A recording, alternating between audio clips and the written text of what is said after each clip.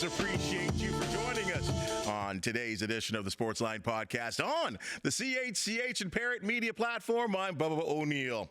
Well, our spotlight, as always, the best in sports from Southern Ontario, and we also love to feature those who have made or are making an impact in our community. Today, a welcome chat with a blast from the past.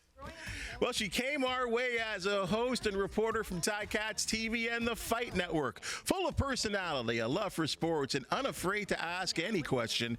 Then Candace became a fan favorite on the Sportsline CHCH crew.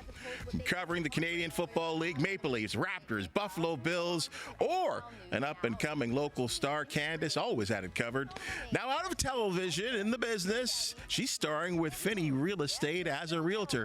So pleased to chat with Candace on the Sportsline Podcast. Aw, thank you so much for having me. I know it always takes me back because I haven't watched it in so long.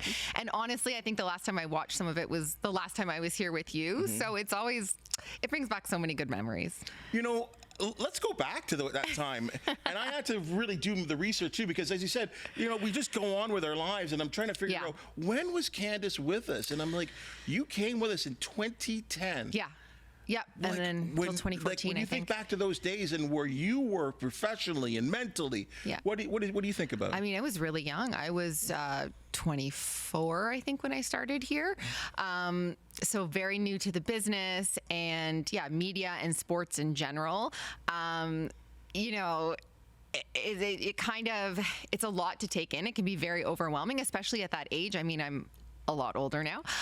But so I just think of my younger self, and really I had barely any life experience. I was coming out of school and started right away. I was hired right out of school to work with the Ticats. And you know, you're thrown into a professional sports league. I had the odd jobs here and there throughout school, but that was my first real job in my career, and I was coming out of school. So it was all a learning experience kind of as I went along. Mm-hmm.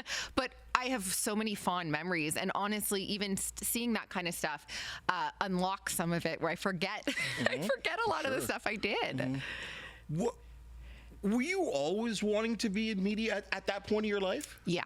I had always wanted to do something in journalism and broadcasting. I liked TV. I always thought, and it's funny because even when I started working at CH, and I remember just times being in the control room or in the studio and thinking, it's so cool making TV. Like, it really is. Mm-hmm. We were, I mean, you know, you work in it still, and just how lucky we are to have had that opportunity or have that opportunity, because it's such an incredible experience. So for me, I always wanted to do TV, and then I even obviously did some radio as well.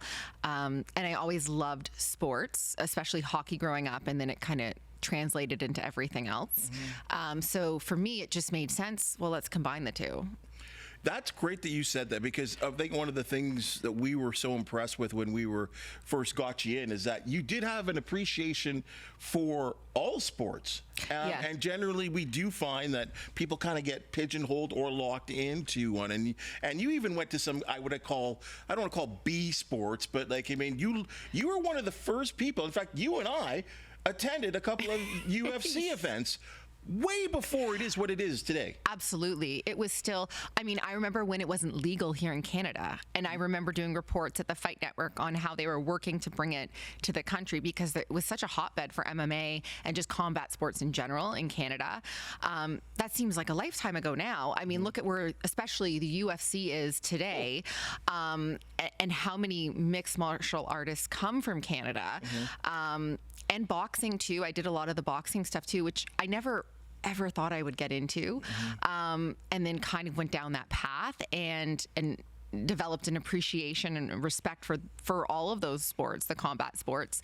But it was definitely very niche at the time. Mm-hmm.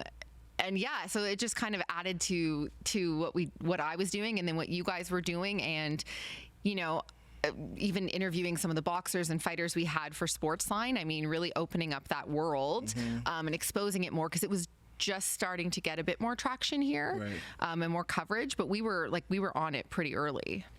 You always tell a great story, and if you could tell it again, because I think it's just amazing. You did talk about the fact that you were very young in the business, and you had an encounter with Jamie Campbell.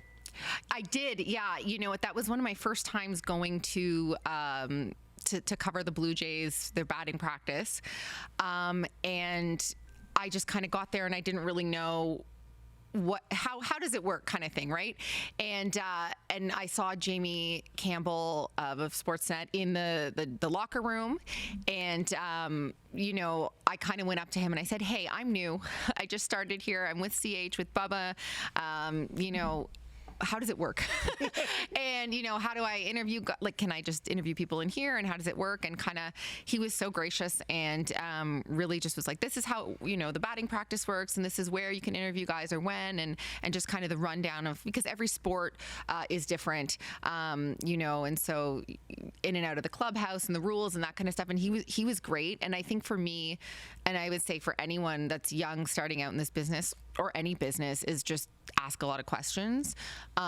And I still feel like, you know, sometimes you feel, oh, you know, you don't want to expose yourself necessarily and ask the questions, but if you don't know, you don't know. And I think you have to just accept that and be willing to ask for help and accept the help and learn. It's really how you learn. It's a great lesson of life, that's for sure. And it makes me smile too, because I think of Oakville, Jamie Oakville, got all sticking together, right? From way back in the day. Great story.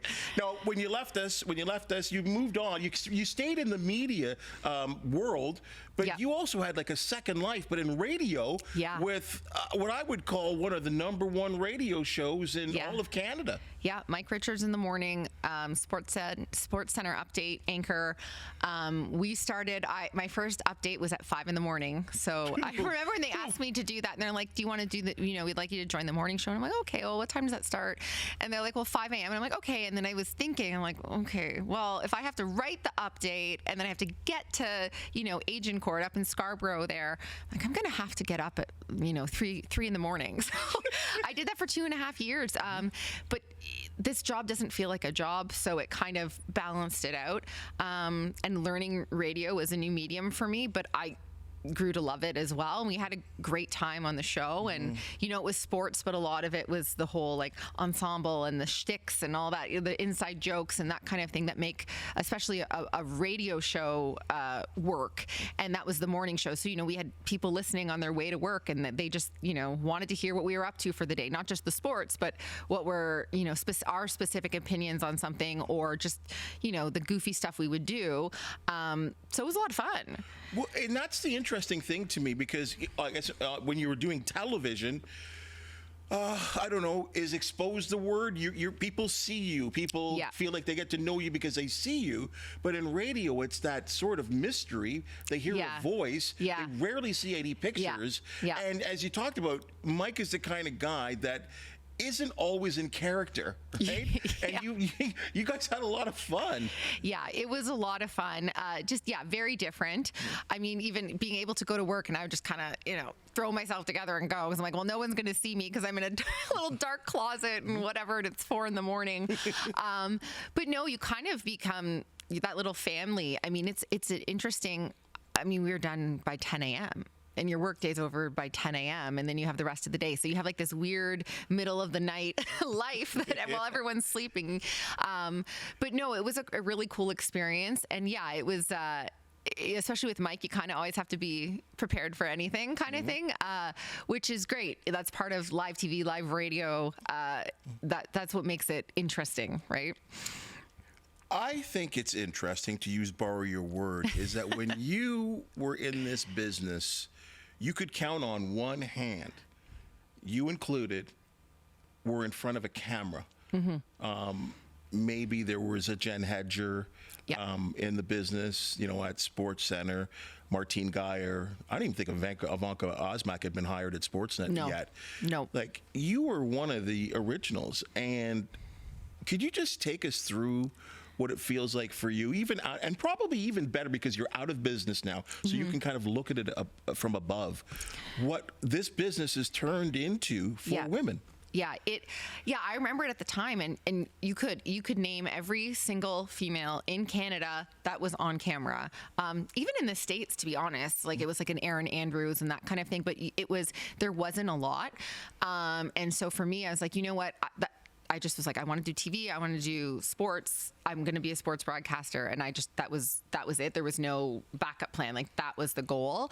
And seeing, like Sarah Orlewski and like all the, like, so there was maybe 5 to 10, like I could run down, and Jen Hedger and that kind of thing that really inspired me to do it. And I'm like, you know what? No, I can do it. I watch just as much sports as, all the other guys out there. And yeah, now to see what it is, I mean, there's so many, I can't keep up. It's just there's so many broadcasters in general, and the female broadcasters. I mean, there's so many, which is great. And it's not a thing anymore. I felt like back then, especially even just before I got into it, it was like a novelty almost. It was, you didn't see it regularly. It was like, oh, well, they've just hired a female reporter kind of thing. It wasn't, as like it wasn't as common. It was just a thing. And so it's just like, no, they're reporters now, and there's a lot of females, and I love seeing it. And it's women's sports in general, but the coverage too, I think it's phenomenal, because hey, there's a lot, women watch as much sports, if not more, than men, right? Like it's equal. And so we can all have we can have our own opinions on it, and have an equal voice on it. And so I think it's great. I love seeing it. What's amazing to me, and I say it amazing in the nicest way or the most respectful way, is that a lot of entry was women reporters. Yes. Now they're anchors. They are sideline anchors. They're live on location. They are analysts as well, too. And play-by-play in basketball, especially right now, the amount of women calling play-by-play in basketball now is enormous. To the point, and I know this angers some men. I can say this because I've heard the chatter. There are, I think at TSN, I think there's more women on-air voices and faces than there are males. I think right so now. too. I think so too. It's completely changed. And there was a time, and I think you can agree to this, there were some stations that took chances on women way back in the day because of straight looks. It was all about straight looks. Absolutely. And now, like you said, I think it's great because, yeah, there's a lot of women out there that can talk any man's ear off about any sport. Yeah. And I always remember when I was working at Sportsnet, and I was always so impressed on Martine Geyer, who would just talk about any sport. And then she would tell me every week about, did you read the article about this in Sports Illustrated, whatever, blah, blah, blah, blah. And I'd be like, yeah. It's like women can be sports fans too. And I think that back then, and some women were hired, like you said, for looks and whatnot. But now it's like there's tons of girls and women out there that watch a ton of sports, that play sports, that know sports inside and out, can talk your ear off of sport, and they're also good on air. And so they're not just the reporters; they're calling the games now. They're, as they should be. Why not, right? And so I love seeing it. I think it's great. If you can do it, you can do it. Absolutely. What you can do now is turn on the TV. Again, back in your TV days, no professional women's hockey league. No. The Northern Soccer League right now, the explosion of the WNBA, and what we're going to see locally with the Toronto Tempo, like, the growth of women's sports is incredible. And going back to even to your mixed martial arts days, mixed martial arts, boxing, crazy. Oh, yeah. Yeah.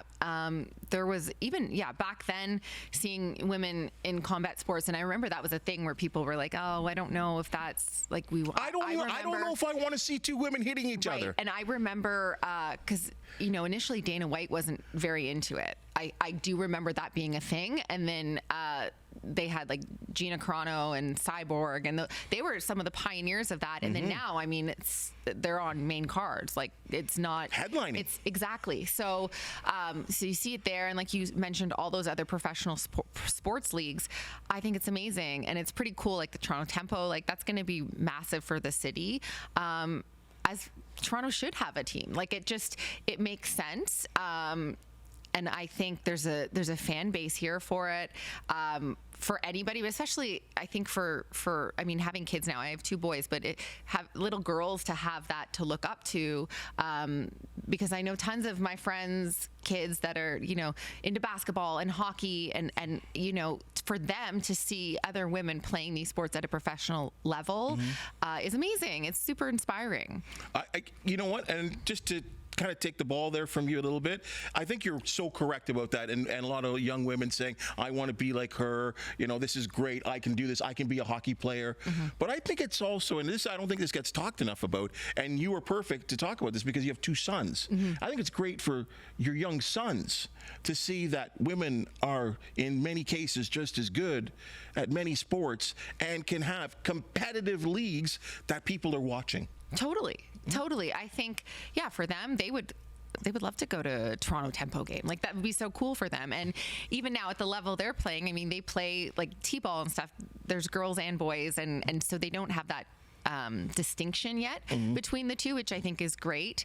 And also, like, seeing women like broadcasters in sports and all that stuff, to them it's all normal, and it's always cool when I get to show them like even stuff that I used to do, and they're like, oh, you did that, and just they're like, oh, wait, that's so cool. So to be able to share that with them, but also like to see they're still at such a young age too, they don't see that distinction. And I think now seeing all these professional sports leagues, to them it's just going to be like a normal, that's just, oh yeah, of course they have their own professional league, right? Of course. Times have changed. Totally. All for the good. Yeah. I know you love golf, and the Ryder Cup's got you going crazy right now. I think as we speak right now, the United States are getting clobbered by Europe. But that can always change. It's so crazy, It's so weird. Especially for Europe to win in the United States. I don't think it's been done since like 2012 or something like that. But when I bring up the name Brooke Henderson, that's got to be pride for you, a source of pride. Yeah. I mean, and her winning the Canadian Open this year again, and just to see that, on home soil, and just like, because getting back in the win column for her, and doing it in front of the crowd that was so behind her, I just think it's super inspiring. Now that I play golf, or try to play golf, I appreciate it so much more. She really is so good. It's and you're right. I share those feelings to see her win on home soil twice now. Yep. And the tag that I think is so amazing that sometimes people still don't get. She is Canada's winningest golfer. Man, male or female. Yep. That includes the greats of Mike Weir, Stephen Ames, and all the greats that we've had in the past, and that she is still young enough to keep adding tournament victories. Absolutely. Yeah, how old is she now? She's 25? Yeah, I think she was 25. I'm going to say 25, 26. Yeah, so I mean, oh my gosh. And in golf, you can keep going for a while. It's one of the few sports that has a senior tour. So to think of all she's accomplished by that age so far, and then to say that she's also the top earner, top winningest golfer, Canadian golfer, period, is super impressive. It's very inspiring. And yeah, I mean, golf is golf, and it doesn't matter, man, woman, like it's a hard sport. It's very technical. So yeah, I very much appreciate what she's been able to do. And obviously, like, I'm sure all those men watching too, like, she's so good at what she does. What people are watching right now, love it or hate it, I see the smile on your face. Where you're going. I have to go here, is the Blue Jays. And I know, again, you, as much as you love golf, like, baseball is a big thing for you. Yes. It's been such a fun ride this year because I don't think anyone expected meaningful baseball in September. No. But it's gotten to the point now, even though they have clinched a playoff spot, that it's gotten almost too meaningful. You're hanging on every pitch. It's not even the playoffs right now. And as we record this, they still have 3 games remaining and nothing is for sure. I know. Every game is stressful, which, again, we appreciate meaningful baseball this time of year, but it would have been nice, like, maybe have wrapped up the division by now so we could rest easy. I mean, it's great they're in the playoffs, but I think after seeing what they did and that run they went on, and it was like, oh, well, they're obviously going to win the division. It was just kind of like, of course they are. And they looked, head and shoulders above the Yankees. They looked great. And now it's all about timing, momentum too, and seeing the struggles the last little while, and then also seeing how good the Yankees have looked too. It's just it's taken the opposite effect. Yeah, I mean, they have to win. They have to win the last 3 games. Like, they just have to. I don't know. I'm nervous. You are. I'm excited, but I'm nervous. Let me hit you here. What excites you about this team right now? But and I can say this over the whole season. What do you like about the Blue Jays? I mean, what I've really liked is that it's every single person on the team is contributing. Every game, it's a different hero. Mm-hmm. I mean, it can be Varsho, it can be Kirk, it can be Clement, it could go down the list. Joey Loperfido. Right.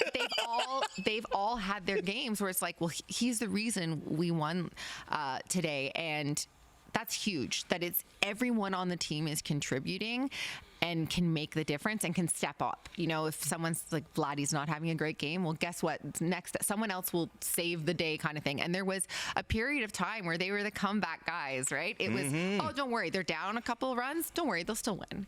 I was there last weekend or the weekend before, and Kirk walked it off in the ninth against the Orioles. And, you know, they were down 2 runs going into the ninth, and everyone crowded Rogers Center. We were still there, and there's that belief that no matter what, they could still win the game. And then, of course, they did. It was so they've got to find that again, right? You know, and I hope they're not too in their heads. At this point, I feel like it's maybe a mental thing where they're swinging a little bit harder for that home run. Pitching makes me a little nervous. Jeff Hoffman makes me nervous. Oh, my gosh. Yeah, they always say the closer position is a tough one. Of course. But even when he gets to save, like, it's... Dude, can you just get a 1, 2, 3, 3 outs, 3, like, just do it. But there's a, like, even last night. Loaded the bases. He loaded the bases. Oh, he hits someone in the foot. Then he walks a batter. Then it's a base hit. And you're like, ah! No, it's never. Every time I see him come out to the mound, I'm always so nervous because you don't know what you're going to get with it, which is not the best for a closer, where it's like it could go either way. But yeah, even like last night, it's why we're loading the bases now. You know, you're up 5 runs. Why are we? Just get it was just so stressful. Even the pop fly to end the game was scary. Because they all were there. They're all looking at each other. And I'm like, someone call it. Someone, like, do not let that drop. It's so Blue Jays. It would have been so Blue Jays if they let that drop. What don't you like about the team right now? Well, yeah, okay. So the lack of offense from especially some of the big guys, like Vladdy, would love to get him going. Like we were talking about this earlier. We need him to start heating up. The pitching still makes me nervous, and not, you know, even like the starting rotation. I'm just which just a month ago we were debating who should be, because I mean playoffs, it goes down to a 4-man rotation, maybe even a 3-man rotation. The debate was which 3 guys or 4 guys do you pick? Yeah. And now Bassett's on the IL, and Barrios is on the IL. Some people aren't performing. Yeah, Scherzer. And then you got Jeff Hoffman coming into the end of the game, and I'm just there's, you know, bits that have been struggling here and there, and they gotta find their rhythm. I think winning the division would be huge. Like, let's get a couple days of rest. Like everyone, like we were saying, heal up, because there's definitely some injuries and ailments. It's a long season, so the rest would be huge, I think, and maybe refocus. I don't know what's going to happen. The Yankees. That's the best part about it for sports. So I will say that's the best part about it for sports. If you're not so into the Blue Jays or so into a particular team, that you could just sit back and watch it, because you just don't know what's going to happen. And you're right about the rest too, because if they win the division and get some rest, it might give an opportunity for Bo Bichette to come back too, who, you know what, despite his sort of defensive flaws, he is the best hitter on the team. Like, it's his hands down. Clutch. I have been to Rogers Center twice now, but in a media sort of situation. And I know you've got your playoff tickets already purchased. Well, yeah. What's the environment like there in the new configuration of the field? I mean, I love it. I've kind of sat all over. I've gone, with my kids, and so we've sat in different sections with them. I even got standing tickets the other day, just $20 to get standing room tickets. It's amazing, and you just kind of float around. But there's so many different spots now to watch the game there, and it is cool having like the elevated bullpens too, so you can go kind of hang out there and watch from there and be basically right behind them as they're warming up and stuff. I think what they've done there is amazing, and it's kind of turned into the spot. I mean, it's great when the Jays are playing well too, so the atmosphere is just it's electric in there because everyone's laser focused on it. But yeah, I mean, you've got little like bars here and different seating areas and like gaming areas set up, and like I think they've done a really good job of making that the spot to go to. Even just as a social thing, I think it's great. Yeah. Yeah, it sounds loud. Like it sounds It's like loud. It comes across really, really well on television as like you said, our true home field advantage. Oh, absolutely. I mean, yeah, when I was there a couple weeks ago and they walked it off, I mean, it was shaking. It was so loud. So I can't imagine in the postseason what it's going to be like, because I mean, it's felt like the postseason the last little while anyways, because every game has been so crucial. And I think the fans too they're so into it. They're so knowledgeable about it. So they're like laser focused on the game, and they know when to be loud and when to, and so it's a great place, especially for the postseason. It's going to be incredible, but it's a great place to watch baseball. I think Toronto desperation, and with all due respect to the Toronto Argonauts, who've won Grey Cup, I think 2 years out of the last 4 years. Yeah. People are dying for a winner. I mean, whether it be the Raptors, got a taste there in 2019, but that's kind of worn off a little bit. Yeah. The Blue Jays, obviously, you got to go way, way back. Of course, the Maple Leafs, you got to go even further back. I don't think. Which I know you're real passionate about too. I keep telling you, don't do it. Don't do it. They're going to do nothing but hurt you in the end. They will. They always do. And I think this year's not going to be any different, to be honest. Saying that already after exhibition game number 3. Let's talk, hey, Candace, here's what you're doing now, though. Let's talk about Finney Real Estate here and what you're doing right now. What's turned into your true passion. I see on the social media, and you're doing the open houses and like you. I have a couple of friends that are in real estate, but I don't know, their presentation is kind of lacking, I would say, compared to what I see you doing. And it's become a passion of yours, as I said. I love it. I mean, I've always been into like houses and design and that kind of thing, but I think it's great. So many of the people I work with, my clients are all friends, people I know. And so getting to be able to help them and journey, whether it's selling their home or finding that next spot for whatever reason, why ever they have to move. I love it. Every day's different. And yeah, it just has been the right fit for me. It just makes sense. What pulled you there? I've always been interested in it, and then I think it was just I finally I got my license in 2019, and then I just I parked it while I was home with the kids. But I always felt like that I would do that. Like that was something I would eventually do at some point.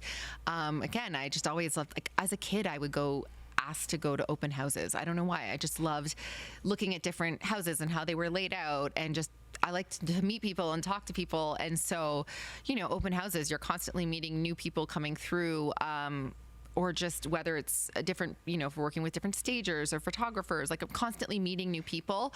I love that. I love that about my job and just overall getting to help people. It's been a great experience. And then, I post a lot on social, and we do, I do videos here and there and whatnot. And I actually just launched my new website. Ooh, a website. So, CandaceFogolin.com. But yeah, so I'm excited about that. And yeah, it's just, I'm in a good spot with that. And I always love to come back here and chat with you. And, Yeah, so it's a cool spot to be in. I mean, I guess in real estate, because you can't be someone that is sitting back. I think you have to be a go-getter to kind of chase and talk to people. You have to be a little bit more forward. You have to lead people. Is there anything from the media business that maybe translated and helped you along the way? Definitely. I think there's a lot of parallels between it. I mean, for me, especially getting into the industry in broadcasting, I mean, I didn't have any connection. So it was constant. I was cold calling people. I was cold emailing people. I was just, trying to get in front of as many people as possible. I was advertising myself, and that's what it, which is similar to real estate. It's just reaching out to people and just having conversations. It's a lot about relationships. So is this business. And I knew that very early on when I was trying to start in broadcasting, that a lot of it was about relationships, and I didn't know anyone in TV or radio or anything. And so it was important for me to go out and meet those people and say, here's what I can do. Here's what I want to do. And give me a chance kind of thing. And so a lot of that, it was relationship building then, and it's relationship building now. Mm-hmm. And it's pretty cool when I get to, work with people that, I haven't seen in a few years, and we just reconnect on social media or whatnot. Mm-hmm. I love that. And now, so reconnecting with people, meeting new people, it's a lot of the same. It's relationship driven for sure. Because as you now are developing, I guess as in media, we're developing always new viewers, or always looking for new viewers. You too are looking for clients and repeat clients, and trying to find new clients and spreading the word, and like, hey, tell them about me a little bit, right? Like it is. Yeah. It's when I actually think about it, I'm like, wow, because there are out there, and Jim Taddy's one of them I can think of, who also a long time, lifetime broadcaster, who's also in real estate as well too. Totally, right? Because it's a relationship driven business, and for me, I mean, like, referrals are the key source for my business, and that's why I get to work with so many people that I know, and then it's they refer me to one of their friends, and then I get to know their friends, and it's just so. For me, I mean, I love that, because I love to meet all these new people, and I make new friends and whatnot. But yeah, it's a lot. You do see there has been a lot of broadcasters that also do it. I know a few people that have done both. I think both schedules are kind of the same thing too. Yeah. All over the place, right? So we're kind of used to that. I've just never been, and I tried it briefly, but I've just never been a 9-to-5 office girl. Like, no, it's not me, and I like the variety of every day is different, and the variety of different people this day and that day, and different. What are we doing today? I like that. If we said, you want to come back to broadcasting, would you do it? No, you know what? I don't know. Listen, I definitely, there's so many things, and like I said, this is making TV is amazing, and there's a lot about it I miss and I will always love. I also really love what I do now. So who knows, maybe there's an opportunity to do both one day. But yeah, I think it's cool when I get to do both like this, and that's kind of the best of both worlds. So yeah, I love when I get to come back here, and I mean, that's why you always, on my Instagram, I'm always, on the camera too, because I like chatting, whether it's real estate or sports or whatever. I've just always loved that. We'll keep you in mind. Candace, has been great catching up with you, and try and survive the playoff games that you go to. I hear that bringing aspirin could really help for those high stress moments, because I know you see it. Or margaritas. Yeah, make good use of those social zones at the Rogers Center. Really great seeing what you've done. And I can say this from my standpoint as well, too. I, too, was a much younger man when you and I first met. But seeing you go to where you were, and you talked about it, you were pretty green, but you were driven, and you wanted to learn. You did ask a lot of questions. You clearly improved to ended up being, on a national radio show as well too. You belong there. So I'm very proud of what you've done, and to see you out there and see you on the socials and doing your thing. It's awesome for me. I love success stories, and you are certainly one of them. Oh, thank you, my friend. I appreciate it. Thanks for joining us on the Sportsline Podcast. Always, anytime. All right. Look forward. Open invite all the time. That's your Sportsline Podcast for the day. And if you've just seen and heard, we love talking sports. Candace DeVay or Candace Fogolin. Anyway, if you do know of an athlete, team, or event to promote the Sportsline Podcast, you want to hear from you, please hit that thumbs up, like, and subscribe button. If you have something to say, we always appreciate your comments. Talk to us, folks. For the wonderful people that make the Sportsline Podcast possible, thank you so very much. And we'll see you soon.